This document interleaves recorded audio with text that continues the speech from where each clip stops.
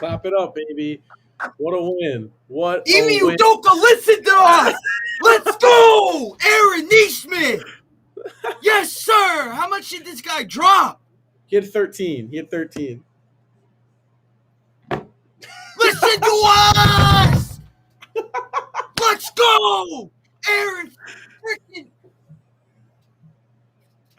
Yes, sir. Oh, my God. All right, well, the Boston Celtics win a huge game against the Miami Heat. A much needed, a breath of fresh air for Celtics fans. They blew them out. And It wasn't Aaron close. Neesmith fans. And Aaron Neesmith fans.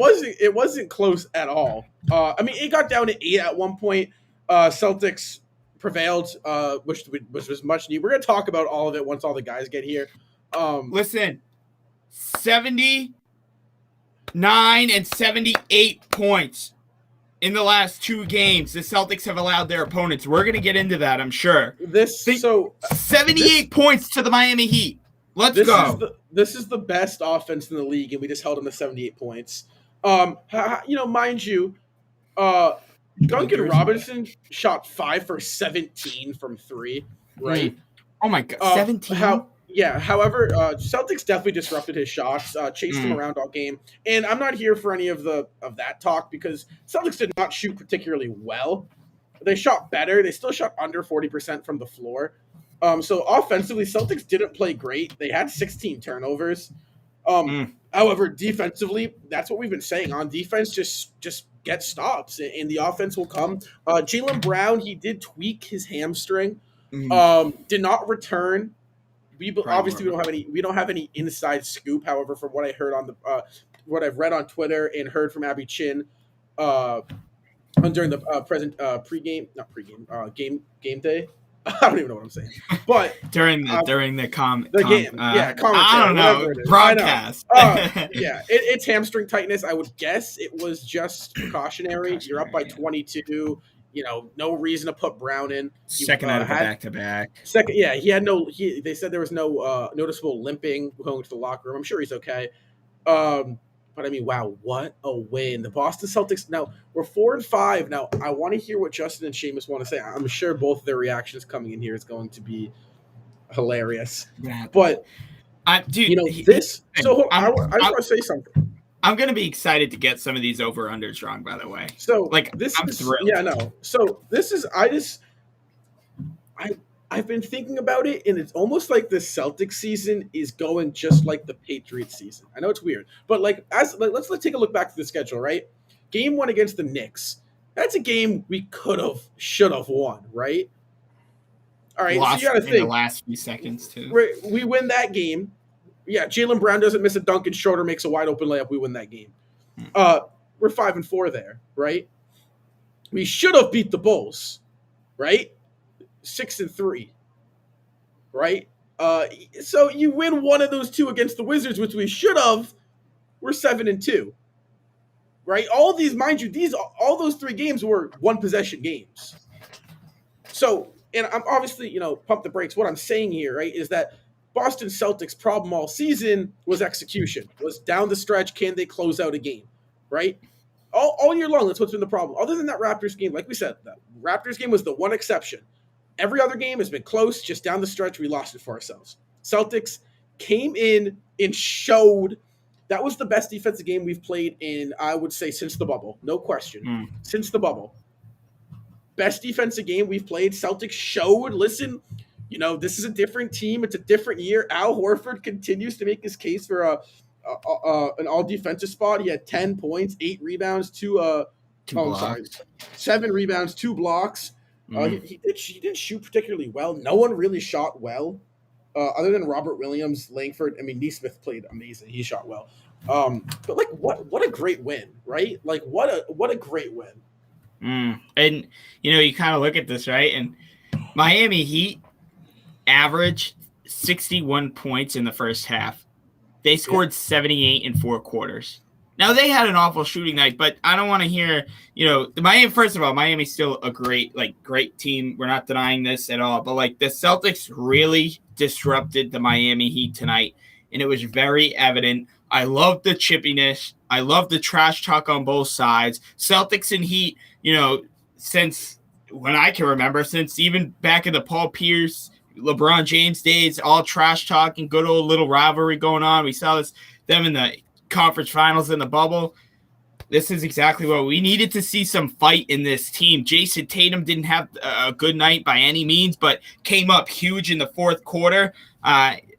Hey, you'll take wins. You'll take wins. Definitely by far not maybe the most, clean game, the most neat game, but hey, you go in there, you beat Miami by 17, hold them to 78 points, and you're looking pretty damn good. You didn't have Josh Richardson, you didn't have Jaylen Brown for that fourth quarter. Jason Tatum didn't score a point until halfway through the fourth. Hey, we're sitting pretty right now. I mean, I don't want to get cocky because the last two games, Celtics, there are still a lot of things that need to be fixed, but going into the final game of this road trip up 2-0, that's sweet. Yeah, and so I'm looking at the stats right now, and something I noticed, right? Schroeder and Langford had a plus 26 and plus 25 plus minus, which is really, really good. So that really shows you that, those two guys are really on the court when we were winning, when our big streaks were happening. And I think Langford and Nesmith, right? Two guys who we really, really had high expectations coming into the season. Two guys who were like off the bench, they're going to come in. They can do that every night, right? They can do that. And you got to raise the question, right? Are those two guys, are we better off with them playing than Josh Richardson? Like, would it not be a bad idea to maybe move Josh Richardson for a piece? Maybe, that's a question that Brad Stevens should be asking. Like, hey, maybe we should move this guy for maybe like a shooter, like a spot up, like shooter. For who? Maybe. Wait, who did you say? I'm sorry. Josh Richardson. Just maybe, because you look at this, and obviously, don't get me wrong, I love Richardson, I love his defense, but and I'm just talking hypothetically here. If Langford and Nesmith can do that every night, we're in for a good season. Sorry. If you guys see me, first of all, if you guys see me looking down or not kind of looking at my screen, I do. I am making edits. I'm trying to get our Instagram situated, but yeah, I'm not. I'm listening. I'm here, but I'm not like ignoring anyone. I'm just editing. Here comes Seamus. We're gonna get Seamus's reaction here. Seamus, talk to us. Well, this is quite honestly our best win of the season. Obviously, better than the Rockets win, better than the Magic win, and obviously better than the Hornets win too, because it didn't have to come in overtime. However, again, building blocks. It's the first one. Let's do it again on Saturday. Let's do it at home for the first time when we come back. This was a great win for the Celtics tonight. Probably the best win we've seen in what? In a while. Year and a half, feels like. You know what I was saying is I think, you correct me if I'm wrong, Seamus, maybe you remember something I don't, but this was probably our best defensive game since the bubble. Yeah, I mean, looking at who we were facing tonight, I think it probably has to be one of our best defensive games. We held them to only 78 points. Yeah, this is the team. This 79. This is the league's best offense. Scored more last night. The Magic scored more points last night. This is mind you, this I hate to interrupt real quick. This Heat team was a team to put up 49 points against the I want to say the Jazz, Mavericks, right? Mavericks. They put 49 points up in one quarter against the Mavericks. I mean, yeah, look at the shooting tonight for the Miami Heat. Duncan Robinson, 5 of 17. Jimmy Butler, 8 of 18. PJ Tucker, 1 of 6. Bam Adebayo, 4 of 8. Cool, 50%. Kyle Lowry, 2 of 9. Obviously, he didn't play the fourth quarter, but, I mean, all those guys, even Tyler Hero, 3 of 11. What was he, at minus 32 tonight? Wow, minus 32. That is the most, wow.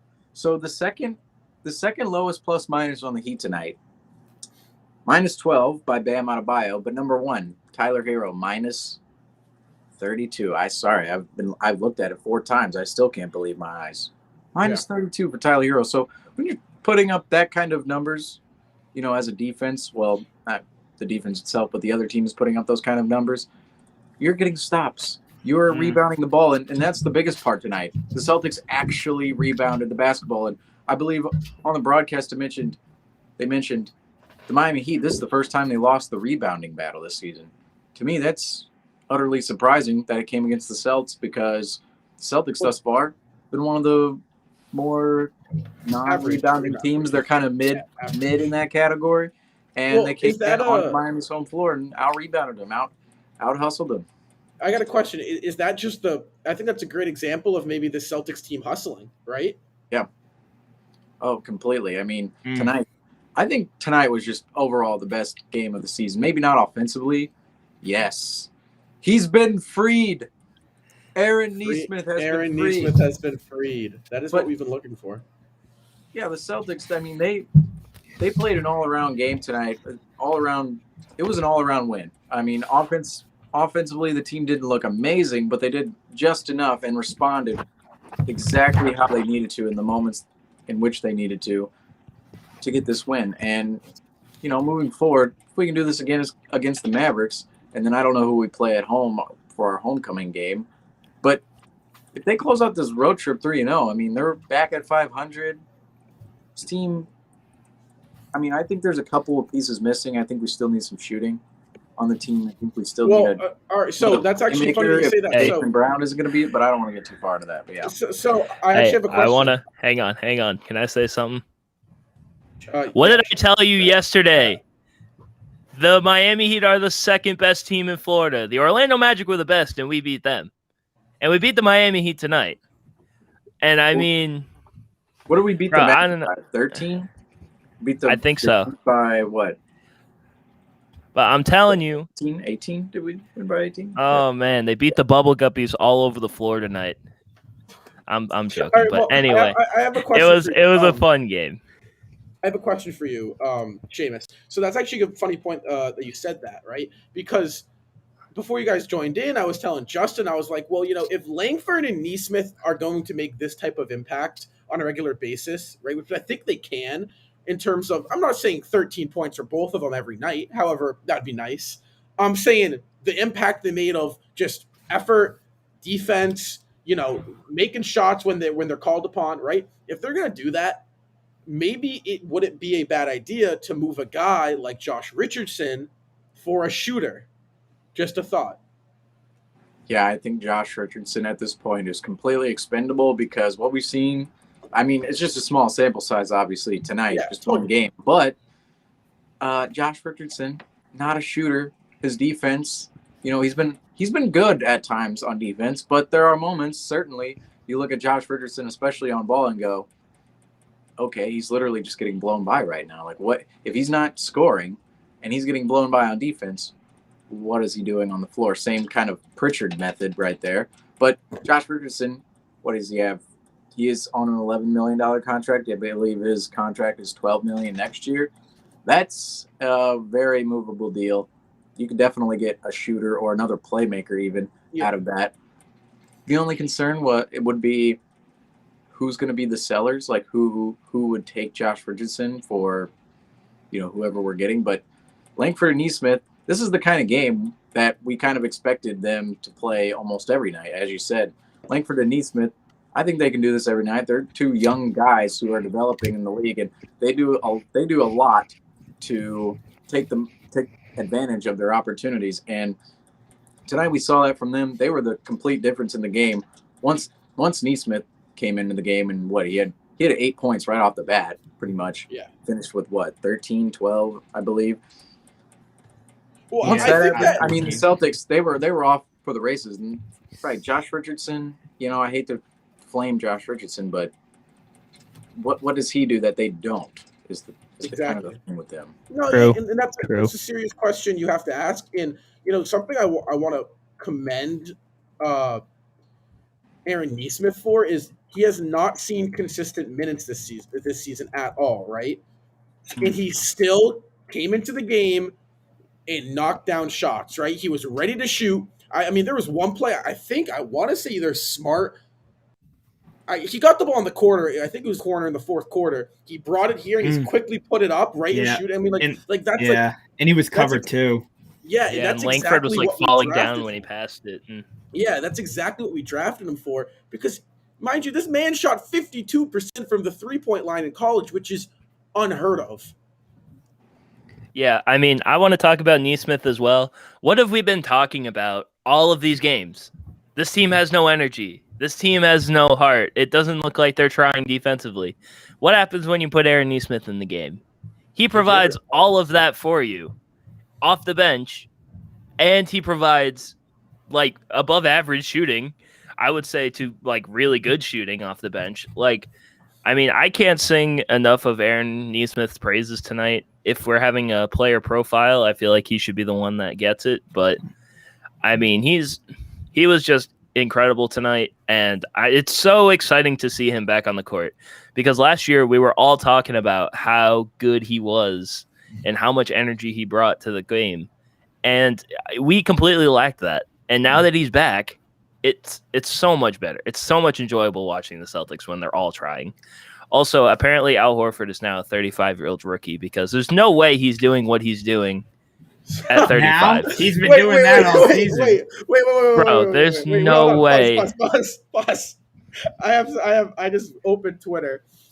Oh, you know God. that confrontation Jaylen Brown and Tyler Hero had? Yeah. Yeah, a little. So, Yeah. So the secrets went Jaylen Brown clapped in Tyler Hero's face. I saw that. Tyler Hero just proceeded to call him Bubble Boy. Yeah. Yo. Remember, no way. Funny tweet. Remember that Tatum video where he was going, yeah, some dudes in the bubble look different. You know, I was definitely looking at some guys going, man, he doesn't normally play like that. And everyone was like, that's disrespectful. That's disrespectful for sure. All right, but continue. I'm sorry. I saw that tweet. I had to say it. We're the only team that's shut him down this year so far. So, I mean, give the Celtics their roses for that. I think everyone played a really complete defensive game. Like even Schroeder, who really this season has kind of been picked on for his size. I mean, the energy was just everyone was active. They were chasing shooters around screens. There were hands in the passing lanes, double. I mean, it was just this is what we expected coming in to this season, was this good of a defensive team. Yeah, they were completely locked in the entire night. I mean, even in the third quarter, I thought this was going to be another one of those, wow, Celtics looked great in the first half, and then the third quarter comes around and it goes completely downhill from there. But the Celtics, they didn't roll over. They didn't take their foot off the gas. They did the opposite. They hit the accelerator. They went and responded. And even in, Miami, their arena, it's not full at all. I don't understand. No, they still have COVID protocol. Really not. Looks like because they didn't want to see those stupid ass uniforms. That's why. Thank God. Those uniforms were so bad. Even if the momentum changed and the Celtics responded in the exact way that they needed to. They made stops. They hit shots. The biggest shot I think came from Langford. I believe the Celtics, they were down 10 at the time, but it had just been 8, and then Langford put it up 13. I don't remember the exact score, but Langford hit a shot in the corner, and that was pretty much like, okay, wow, the Celtics are actually going to respond to this tonight. I have a question for you guys. Obviously, right, I said this in the pregame show, right? We knew this team can be really good, right? We saw it in the first half against the Bulls, or first 3 quarters, up 19 against what arguably was the top 3 team in the Eastern Conference at the moment. Just had a fourth quarter collapse. We saw it against the Knicks, held through some tough defense. Does this win kind of show that the Celtics have officially kind of mentally locked in? Now, I'm not saying, right, we're this is a building block. We're going to stick to that. We got to wait 20 games like I've always stuck to. But is this maybe kind of like a surefire, I don't know how to say it, but just maybe a potential that this team is just mentally there now? Like they're because they kept this lead. I do want to commend them. They showed a lot of resilience, and that's something we didn't see at all, even last year in the beginning of the season. Like, they got down, the Heat went on a run, they called a timeout, and they played defense, and they stepped up. And that's what we've been waiting for all season long. Now, I'm not going to go off of just this one game. I feel like we need to see at least one or two more games like this sometime in the near future. It doesn't have to be the next game, but over the course of the next 5 games, they need to show that they can be mentally locked in as they were tonight. So I feel like they have a really good chance of like blasting off from this win, but at the same time, we still have to mellow it a little bit. We have to make sure they can do this on a consistent basis. So let's take a look at the Celtics' next 5 games ahead. Obviously, we're not going to declare any wins or losses, right? However, these next 5 games are big 5 games because it's a chance to potentially go 4 games over 500, right? If you win all 5, you go 4 games over. So we got the Mavericks on Saturday night at 8:30 on the road, right? That's a tough matchup. Mavs have been pretty good. However, if you can find a way to contain Luka like we did tonight with Butler, Hero, and all those guys, you might be in good shape. Then you come back home for a little 2-game homestand, right? You got the Raptors back at home. That's a game that I'm looking for the Celtics to absolutely run them into the ground based off how they first of all, they have yet to get their first home win at that time, right? They're still 0-3. And based off what Toronto did to you on your opening night, you got to play with some bad blood there. Then so wait, Toronto, our first home game back? Back. Toronto's the first home game back. It's going to come full circle. We're going to get our first home win against You guaranteed that, Seamus. You guaranteed that. I know. That. It's already guaranteed. So it's going to come full circle 2 weeks later, just 2 weeks late. So then we play Milwaukee at home, which should be a tough game. Milwaukee's banged up. They got a lot of injuries. Middleton may not be there that game if he's still in COVID protocols. I don't know I don't know his vaccination status because I know the protocols are different if you're vaccinated. But that's something to look at. Then you go on the road, 2 games back-to-back to Cleveland. You ought to hope that you win both of those or whatnot. Those should be 2 games you can win, a little mini playoff series. But then listen to this. Then you have 4 straight games at home, right? You have LA at home, Oklahoma at home, Houston at home, and Brooklyn at home, right? So go up 2-2 in those games, at least. I'd like 3-1, right? I'd like 3-1 personally. And so what I'm doing by looking at the schedule ahead, right, is that this team the Celtics played tonight is the best team they'll play in that entire. Maybe the Bucks you might think is a harder matchup. Maybe Brooklyn, they got KD, but what they proved tonight was that they can hang with the top teams by a lot. Right? They proved it against Chicago. I know you guys would disagree, but they proved it in Chicago that that they're better than that team. They proved that they can be better than the Heat. They can be better, right? So these games ahead, you ought to think we're feeling pretty good. Maybe we can get some cushion, get above 500, maybe go a couple games above. Yeah, I completely agree with that. Like, we win against the Mavericks. Well, even if we don't win against the Mavericks on Saturday is that game. We're coming home from this road trip 2-1 regardless. I mean, we're guaranteed at least 2-1. If we can come home 3-0, we're back to 500. And then that 4-game home stretch right there with the Lakers, the Rockets, the Thunder, and the Nets. The Nets and the Lakers, they don't really look that great thus far. I mean, you could argue that the Celtics, even with their struggles, have had moments of looking better than both of those teams, especially the Lakers, which I can't refrain from Lakers slander. They're not winning the title this year. I'm going to guarantee that right now. Somebody can write it down, put it on the fridge, whatever. They're not winning the title. Get out of here with this Russell Westbrook stuff. But anyway. Well, I mean, when they trade him for Damian Lillard, because, him and LeBron had some conversations, Oh, yeah, there's some tampering. Why would Portland do that? Portland, let's trade our franchise for Russell Westbrook. No offense to Russ. I love Russ. Plays great. He's totally off topic, but just doesn't mesh well with this Lakers team. But anyway, the Celtics, if they can go, they have a real opportunity here to right the ship. I mean, I know against the Bulls it looked like the sky was falling, but ultimately, that was the 7th game of the season. We're in game number 9 right now. Going into game number 10, they're still 70 70 or so games left. The Celtics, if they can get over 500, get themselves a rhythm, they could be a legit team. They're missing a couple pieces, yes, in terms of, I think they still need a playmaker out there. Just playmaking on this team thus far has been meh. The offense tonight was still very meh, but we got the job done ultimately. Yeah, I'm just looking at this schedule. Turn this around. I'm looking at the past games we've played, and we really should be on a 4-game winning streak. I mean, we should have beat Washington the second time for sure, right? We fell apart. What were we up 6 in the first overtime, right? Like we just kind of fell apart. And then Chicago, we were up by 19 points, right? You got to think you don't collapse, like you don't have a historic collapse, and you win that game. That's so you're a on a blowout. 4-game winning streak. Yeah, so you got to think, right? If the Celtics tonight have figured out how to execute down the stretch, which it looks like they have got a grasp on it, right? On how to. Because, like I said, the Heat came knocking. Basketball is a game of runs. Heat went down by 8. They had a chance. They had the ball with a chance to put it down to 5. I believe Lowry missed a 3.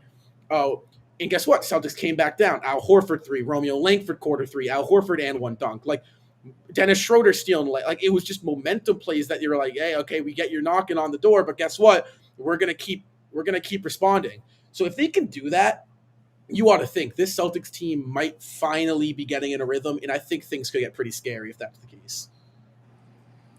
Yeah, this team is going to be so scary if they can get in a rhythm. Like, I mean, we've been saying this all offseason. This team is, I mean, it maybe not right now, but we were talking about this team potentially being a top 3 seed in the East. Like, This team has the potential to be so good. We just have to get on a run. I feel like if we can get on, let's just say a 5-game win streak, I mean, where else do we go from there? Like, I mean, we've literally shown that we can do this. This team is that good. And I know we were just, we were talking about their funeral a couple of days ago, but I mean, you have to think the way they played tonight against Miami, they can do that again. You have to think that this is like an upward trend that the Celtics are going to go on. Yeah. Now, I mean, it is the Celtics, and we've seen, games that they've been good, and then the next game they haven't been good. But I feel like this game might have been different. This game maybe is the game where the Celtics take off and they live up to the potential that we all had for them. Yeah, and hopefully that's the case, because this whole time, we've said this a million times, consistency with this team. They put together a full game tonight. Hopefully they can do it again Saturday. If not, we're just going to be on here talking about the same thing we've been talking about before tonight's game. That being said, no, go ahead, Rob. I have a question. We'll probably hit on a question. So, yeah, I have a question just to kind of send out, and that's say the Celtics come in, they beat the Mavs, not in a blowout fashion, right? But say they beat them in just a general normal win, right? Are you guys kind of ready? What does that mean? Where does that put the Celtics with the win against the Mavs? Well, we got to get a win at home first. So you think that's the telltale sign, the Celtics winning at home? I think this win over the Heat tonight was very good for the Celtics, and their best win of the season by far. That said, I still worry a little bit moving forward, because, I mean, now it is a good thing that the Celtics had a performance tonight, especially 45 points off the bench. That's amazing. But Tatum was still horrendous tonight. And I just wonder, moving forward, he wasn't there tonight at all, and we still won. And that's a good sign, but I do wonder when he's on how the offense is going to flow, how the defense, what kind of rotations are going to be out there most of the night. It didn't really feel like Tatum was that involved in some parts of the game. He played 30 minutes tonight. He was 3 of 13. He was 0 for 8 to start the game. Yeah. That's still kind of concerning moving forward. I want to see a game where everyone is clicking like this. The bench is clicking like this. 45 points, as I mentioned. Amazing tonight. Brown was pretty good. Didn't play the fourth quarter because of a hamstring issue. I want to see both of those guys on. I want to see the bench on. And I want to see this kind of defense as well, because tonight was great. but you're still missing that one piece to the equation that really sets us apart. It should set us apart, theoretically. We have 2-star wings who are 25 and 23 years old, two-way players, 3-and-D wings. If we can get both of those guys going at the same time, I still want to see those two guys dominate the game at the same time. We're just not seeing that yet. That's the only takeaway. Like, that's the only pessimistic takeaway I have from tonight. Offense wasn't amazing as well, but Tatum wasn't on. Offense was mad. They did move the ball better tonight. Offense was still kind of mad tonight, but dudes did make shots. That's really the only thing that I would really concern myself about with the Celtics is how is it going to look moving forward when Tatum is on? And again, how can they get Tatum and Brown to go at the same time? Because you're not going to win every single night with Tatum going 3 of 13. Yeah, totally. And you're definitely not going to win by 18 or how, Yeah. I just want to say, a big thing in the first, we'll say 5 games for the Celtics, even in their losses, was we were getting pretty damn good offensive possessions and scores, but we were lacking defense, right? These last 2 games, the Celtics offense has gone cold, but their defense has brought it. So now I can only imagine the types of games that this team can have if they can really pull together and create the same looks on the offensive end like they do defensively, right? They make a good defensive play, then they come down the court. One of the downsides I have in tonight's game that I had put in our final score post was the Celtics continue to miss a lot of wide open looks. Yes, it is great that we create space to get those looks, but it ultimately becomes a little bit pointless. I shouldn't say pointless. I would say it maybe takes the value away from creating that kind of space if you miss it, right? There's a lot of things that you can improve on tonight. It was by far a perfect win, especially even last night too. But again, it's like Rob said earlier, it's a building block. You'll take it. A 17-point win against against the Miami Heat on a second night of a back-to-back on the road. You're missing Josh Richardson. You're missing, I wouldn't say that's a big excuse. So you're missing JAYLEN Brown in the fourth quarter as well, where you could have the game could have shifted like that. They kept Duncan Robinson in there until the final buzzer. Rob told me earlier, he shot 17 3-point jump shots tonight. 17. Celtics. Yeah, he tanked my fantasy team. Thanks, Duncan Robinson. And now, you kind of go and you think, Ime Udoka really valued the bench tonight, and the bench played great. We saw guys like Jabari Parker and Aaron Nesmith, Romeo Langford all get first half minutes tonight. So let's go to over under. Now you say bench points, because it was an interesting one, right? So first one, you got Jason Tatum. You got that one right. You were the only one that got that one right. No. Yeah, no. Bench points one. Yeah, bench points. I had bench points. So, Tatum, me and Justin got that wrong. Seamus and Ian sadly got that right. Tatum, had 10 points tonight. The over-under was 25. First quarter win, me, Seamus, and Ian all got right. Celtics did not win the first quarter. They lost by 4. They lost by 6, 24-18. However, the second quarter, they came out and won 33-9. I was the only one to get outscore the Heat bench. Like I said, I got a feeling that Romeo would step up. Bubble Boy had a tough night. You said something about Nesmith before the game too. Yeah, you're like, we could see Nesmith tonight, and that's exactly what happened. Yeah. So I know I still have that free Aaron Nesmith on my board out here.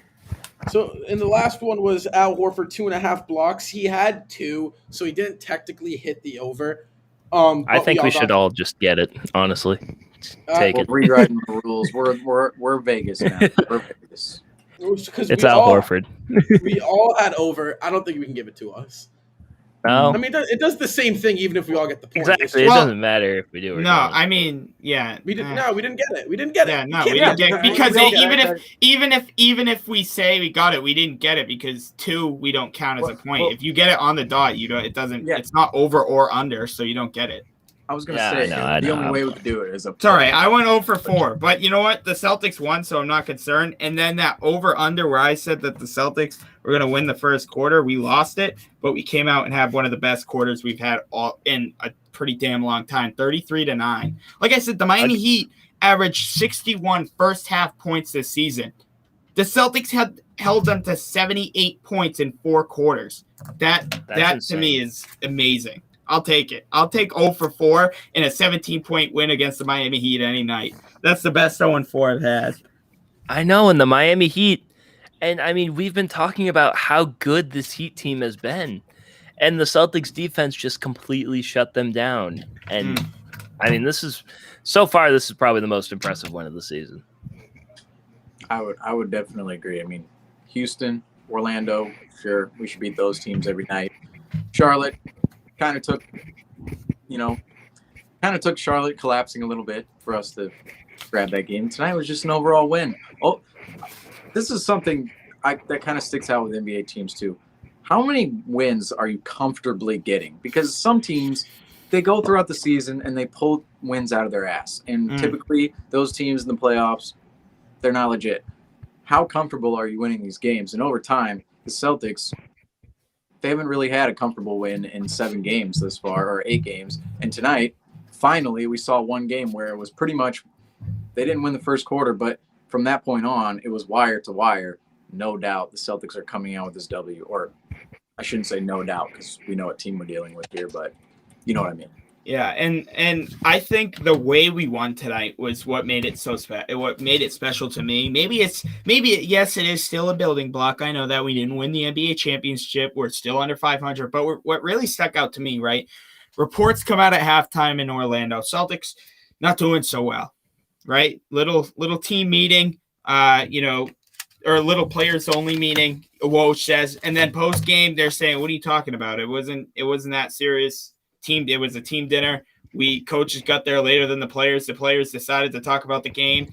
Then Celtics go out, follow that with a 13-point win over the Orlando Magic. Right? Okay, it's the Magic. The very next night, second night of a back-to-back, you're missing Josh Richardson. I know he's not that big of a deal, but whatever. You're still missing him. Come into Miami. 6-1 Miami. You absolutely throttle them. And I shouldn't say it was from the tip because it wasn't until a decent-sized run in the second quarter the Celtics really took leeway of this game. And then with the chippiness between Hero and Brown and Smart and Morris and Langford even got chippy and got in there. That's what made me so happy. These guys had fight tonight. Excuse my language, they weren't taking shit from anybody. And they didn't all night. And guess what? Yes, Miami did make a little third quarter run. Basketball is a game of runs. Cut it down to 8 in the third.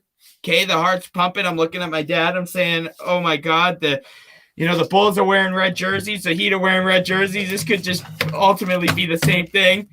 But the Celtics stuck it. And they could have easily collapsed when JAYLEN Brown went to that locker room because even though, we had a lot of people step up, we know JAYLEN Brown was hot tonight.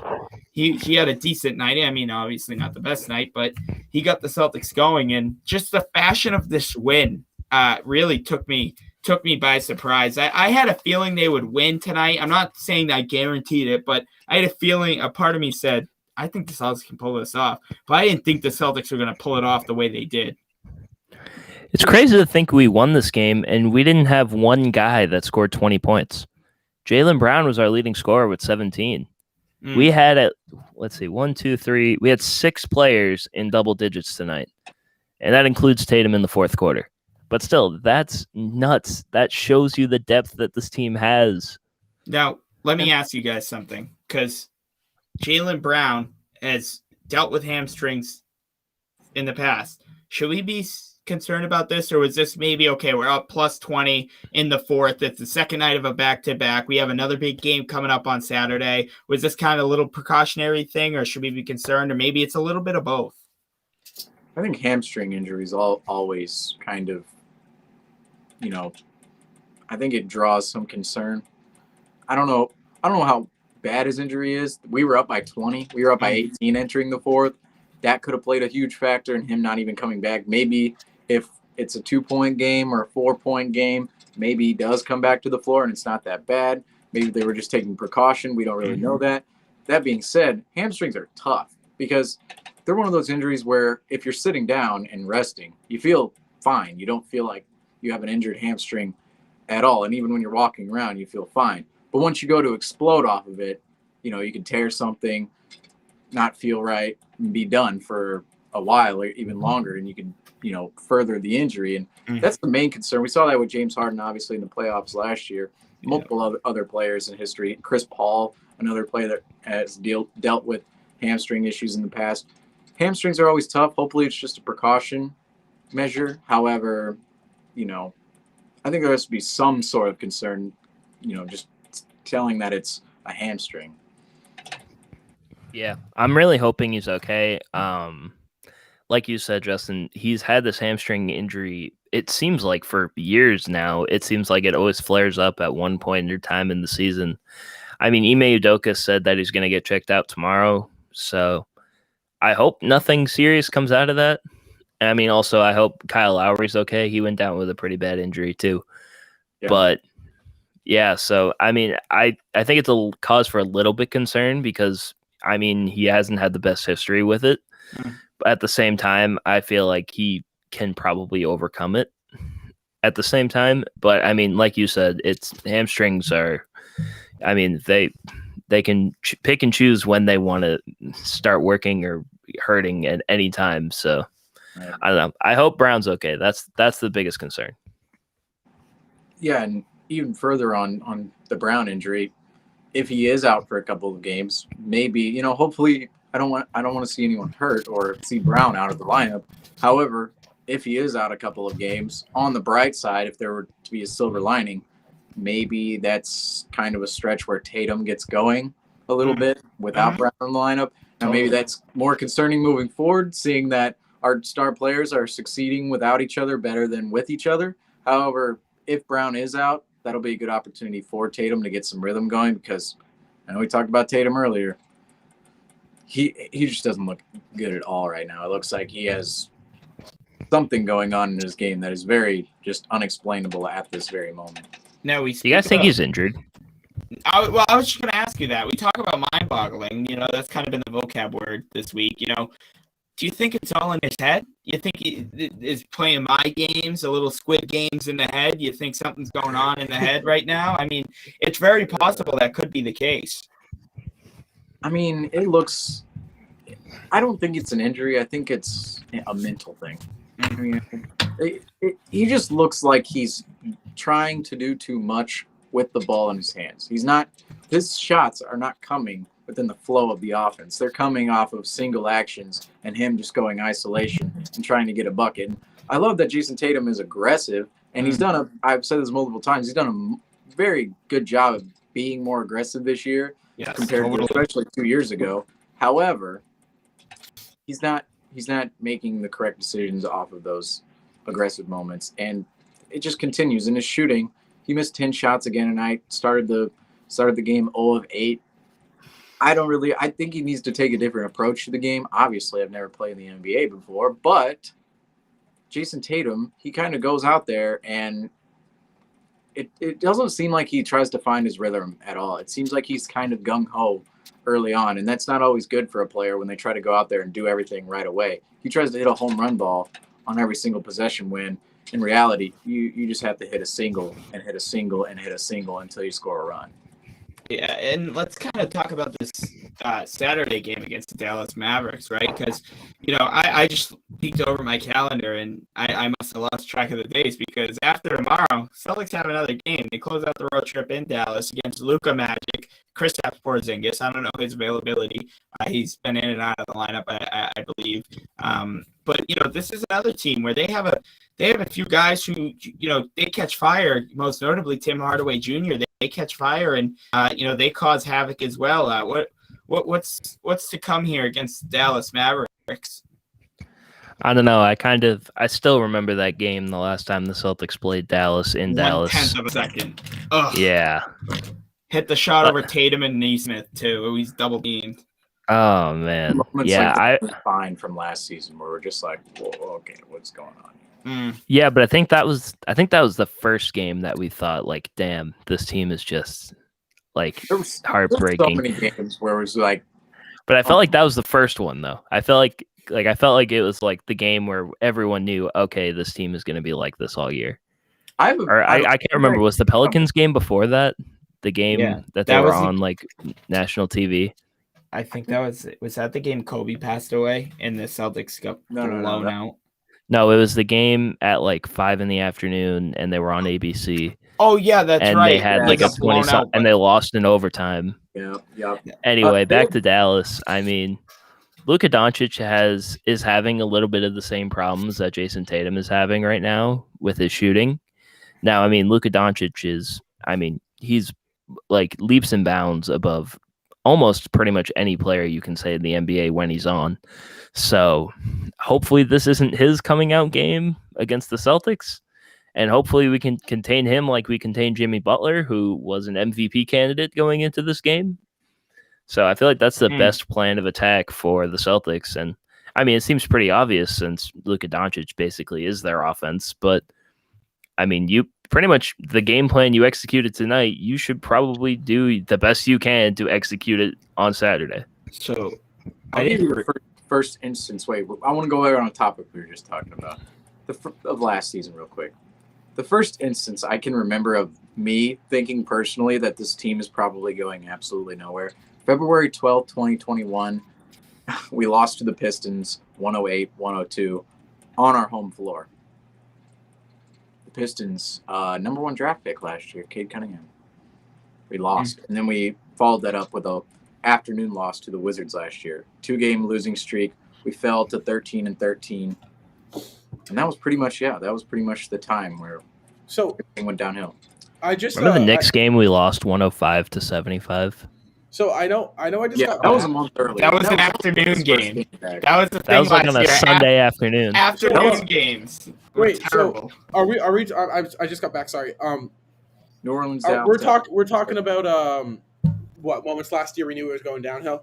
We were talking about Dallas, but because we were talking about Dallas when Luka hit that shot for 1/10 of a second. Well, it's funny that you guys say that because Brad Stevens said that, what was it, 2 days ago, how he felt better where we are right now this year than he felt when we were 8-3. He said last year he kind of knew that they were going to run into some problems that they hadn't run into yet, and he said this year it's like, he was like, we got a great roster, we just got to figure a couple things out. I completely agree with that. I kind of felt the same way about last year's team when we were 8-3. When we were 8-3, I remember thinking, this is a great record for how we've played so far, because at that point, we, through 11 games, had not really put together a whole consistent stretch of basketball, but we were continuing to pull out games. I know one of those games was against the Miami Heat, where we basically won on a Peyton Pritchard buzzer beater at the end. I think this year's team is more equipped to make a run of some sort, or to even, just compete in the Eastern Conference period. I think we're in a better spot now than we were last year. I still want to see more out of this team, though, moving forward. I can't get too carried away with tonight's carried away with tonight's win. But if we beat the Mavericks, we beat the Raptors, we're all of a sudden above 500. We get our first win at home, and then that's kind of a legit stretch there where you're beating, the Magic, Heat, Mavericks, Raptors. 3 of those teams are quality NBA teams that theoretically we should beat. Everyone outside of the Heat. See, I think you're right. No, don't get me wrong. You're totally right. I just feel like for the position the Celtics are in, we're like, we should beat the Orlando Magic. But, I just feel like going in there 2-5. Were we 2-5 at the time when we beat the Orlando Magic? So what are we now? 4-5, right? So, like Rob said, there's so many games you could have pulled out this year. I think, I agree with you, Seamus. Although I'm very thrilled, I think the Celtics, this is a huge building block. This is a massive building block.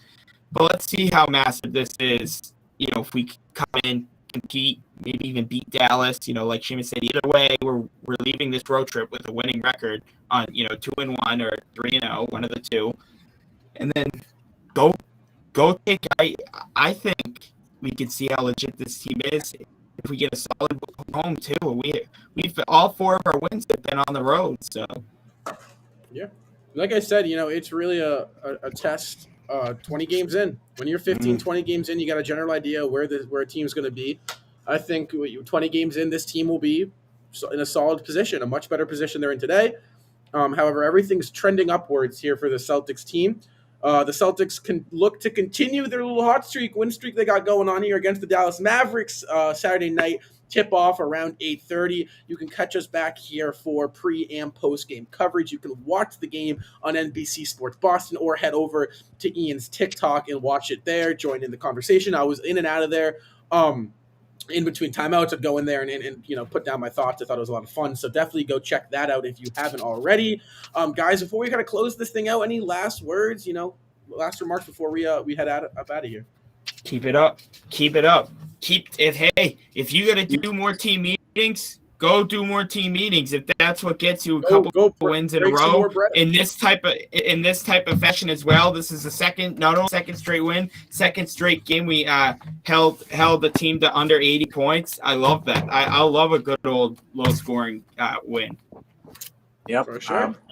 Keep playing Aaron Nesmith, please. Ime Udoka. Aaron Nesmith. We could talk about it a million times. And less of Peyton Pritchard. I hate point to say guy. it. Well, Pritchard, did he even play tonight? I don't think he did. And he got He a played three in right garbage away. time. He played in garbage time. Yeah. But, especially if Brown and Pritchard. Richardson, God forbid those two, miss time. I don't think they will. But, Aaron Nesmith could be seeing a good stretch of time here if that Jaylen Brown injury is a little bit more. Hopefully it's not. Ime Udoka, like Ian said, is going to get it checked out tomorrow. But we could see a lot of Aaron Nesmith coming up. Show it to us, Ian. Al Horford is not washed. Even though he got us our first Al Horford loss on the over-under. You couldn't get another fingertip on a ball, Al Horford. Come on. You're washed. Celtics versus Mavs, 8:30 tip-off. We'll see you guys there for pregame at